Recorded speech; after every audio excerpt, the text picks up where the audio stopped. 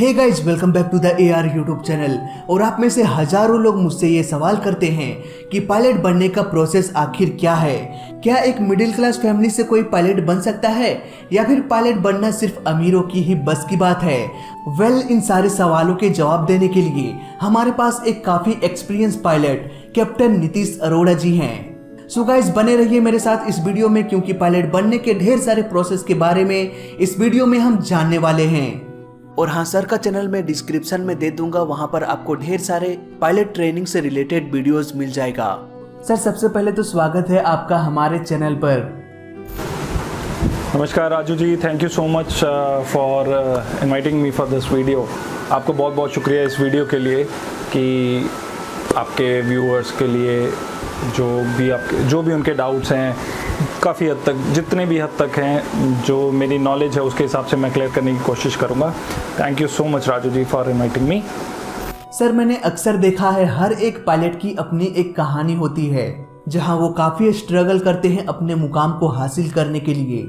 Sir, 12th के बाद से अब तक आपका क्या क्या एक्सपीरियंस रहा? फर्स्ट ऑफ ऑल मैं अपने बारे में थोड़ी सी एक इन्फॉर्मेशन देता हूँ। My name is captain Nitish Arora and basically I am from Amritsar, Punjab से बिलोंग करता हूँ मैं। Currently I am in Mumbai working for a charter company है and we fly the charters.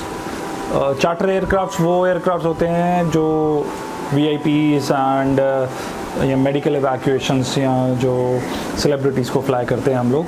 तो आई fly in that company and sorry for the company policy, I cannot take the name of the company.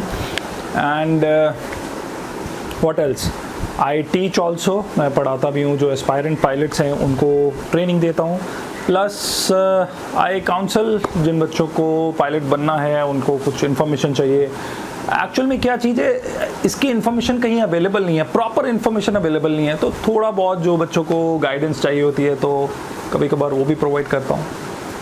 Sir, अक्सर लोग ये कहते हैं कि pilot बनने के लिए अमीर होना बहुत जरूरी होता है। इवन मुझे भी यही लगता है।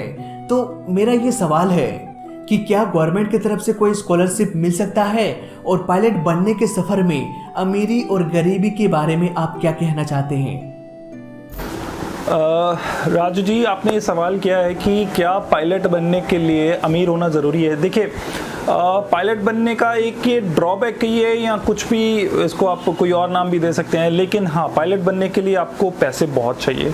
अगर आप ये सोचते हो कि स्कॉलरशिप, तो स्कॉलरशिप मिलती तो है, मेरे चैनल पे उसका वीडियो है कि how to get scholarship SC/ST candidates के लिए, लेकिन वो स्कॉलरशिप भी आपकी पूरी फीस पूरी नहीं कर पाएगी। तो स्कॉलरशिप कुछ हद तक मिलती है, लेकिन अगर आप ये कहो कि मेरे पास कुछ भी नहीं है and I want to become a pilot और सब कुछ स्कॉलरशिप बेसिस पे हो, तो sorry, that is not at all possible.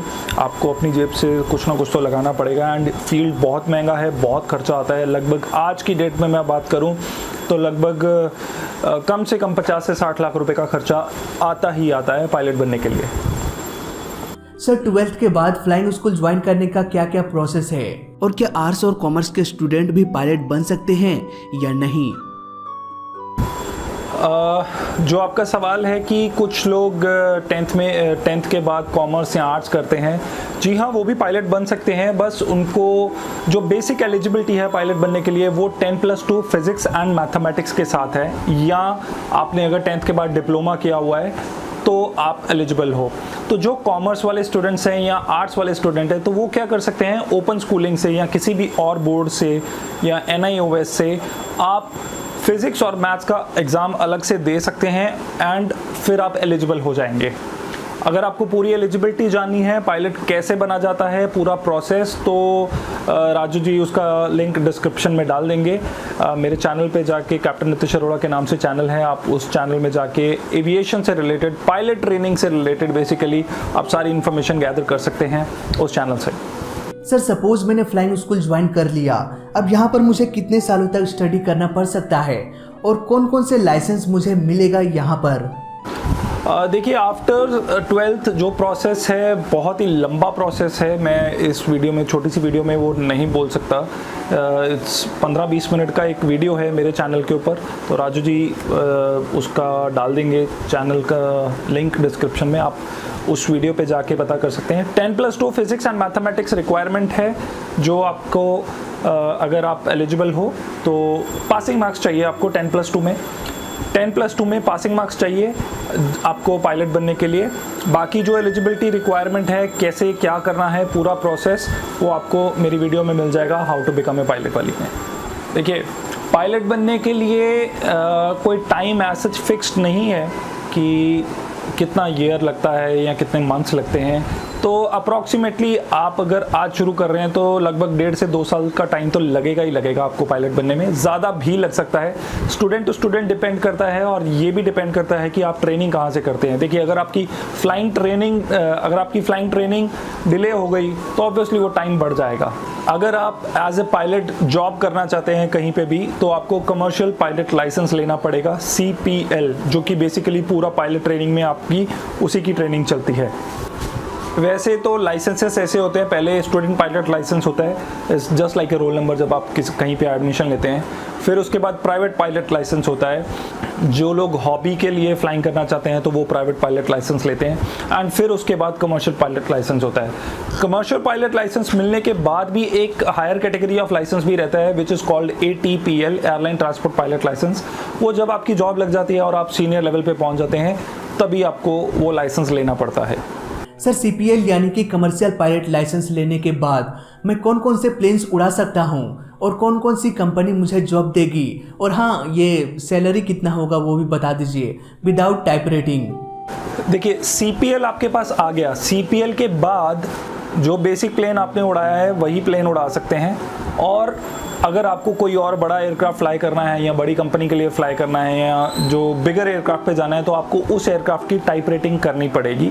देखिए, सैलरीज की जहाँ तक बात है, कंपनीज, हाँ, पहली बात कंपनीज, कौन कौन सी कंपनीज आपको जॉब देंगी, तो इंडिया में जितनी भी एयरलाइंस हैं वो आपको जॉब दे सकती हैं अगर आप उनकी एलिजिबिलिटी रिक्वायरमेंट में फिट होते हैं। देखिए, बड़े प्लेन को अगर आपको फ्लाई करना है तो उसकी टाइप रेटिंग करनी ही पड़ेगी। सैलरीज, पायलट्स को सैलरीज तो अच्छी मिलती हैं, ऐसा नहीं है कि सैलरीज अच्छी नहीं होती। इनिशियली में भी हो सकता है थोड़ी सी कम हो, 50,000 से 1 लाख रुपए तक के बीच में हो सकती है इनिशियली, लेकिन धीरे धीरे जैसे जैसे आपकी सीनियरिटी बढ़ती जाती है तो आपकी सैलरी भी बढ़ती जाती है। सर, ये टाइप रेटिंग क्या होता है और इसमें कितना खर्चा आता है? क्या हर प्लेन का टाइप रेटिंग हमें अलग से करना पड़ेगा, जैसे कि बोइंग 747, बोइंग 737 या फिर एयरबस A320, और क्या ये टाइप रेटिंग करना जरूरी होता है? टाइप रेटिंग क्या होती है? किसी भी एक पर्टिकुलर एयरक्राफ्ट को फ्लाई करने के लिए मेरे को उस पर्टिकुलर एयरक्राफ्ट की ट्रेनिंग करनी पड़ती है। ये आसान भाषा में टाइप रेटिंग इसको बोला जाता है। जैसे कि बोइंग एक कंपनी है और एयरबस एक कंपनी है, इन दोनों कंपनी के आगे वेरिएंट्स आते हैं। बोइंग के 737 है, 747 है, 777 है, 787 है, एयरबस A320 है, 330 है, 340 है, 350 है, 380 है। इन सभी जहाज़ों को उड़ाने के लिए आपको उनकी पर्टिकुलर ट्रेनिंग करनी पड़ेगी, जिसकी कॉस्टिंग वेरी करती है। 10-12 लाख रुपए से लेके तकरीबन 30-35 लाख रुपए तक इनकी ट्रेनिंग्स की कॉस्टिंग जाती है। सर, टाइप रेटिंग के बाद पायलट्स की इनकम क्या होती है? और बहुत से लोग मुझसे ये सवाल करते हैं कि डोमेस्टिक फ्लाइट और इंटरनेशनल फ्लाइट उड़ाने से क्या अर्निंग में कोई इफेक्ट पड़ता है? देखिए, ये सवाल मेरे को बड़े सारे स्टूडेंट्स पूछते हैं या बड़े सारे लोग बोलते हैं कि सर मेरे को इंटरनेशनल पायलट बनना है। तो इंटरनेशनल पायलट का मतलब जो बाहर फ्लाई करता है उनके हिसाब से। देखिए, ऐसा कोई फ़र्क नहीं है। जो आपके पास कमर्शियल पायलट लाइसेंस है और आप जिस कंपनी के साथ फ्लाई कर रहे हो, अगर वो कंपनी इंटरनेशनल फ्लाई करती है तो आप भी इंटरनेशनल फ्लाई कर सकते हो। अगर वो कंपनी डोमेस्टिक फ्लाई करती है तो आप डोमेस्टिकली फ्लाई करते हो। ऐसा कुछ रूल नहीं है कि अगर आपको इंटरनेशनली फ्लाई करने के लिए कुछ अलग से और कुछ करना पड़ता है, तो ऐसा कुछ नहीं है। जहाँ जहाँ आपकी कंपनी जाती है वहाँ वहाँ आप फ्लाई कर सकते हैं। सर, ओवरऑल अगर हम खर्च की बात करें तो 12th के बाद से ही खर्चा स्टार्ट हो जाता है, जैसे कि एग्जाम्स हो गया, टेस्ट हो गया, स्कूल फी हो गया, ट्यूशन फी हो गया, और बहुत सारे एक्स्ट्रा चार्जेस भी चुकाने पड़ते हैं, जैसे कि बाहर सिटी में रहना, खाना पीना, रेंट भरना, ऐसे ही बहुत सारे खर्चे हैं। इन सबका अगर हम एक राउंड फिगर देखें तो कितना खर्च हो सकता है? 12th के बाद खर्चा बहुत आता है। आज की डेट में मैंने पहले भी बताया कि पायलट बनने के लिए बहुत खर्चा चाहिए।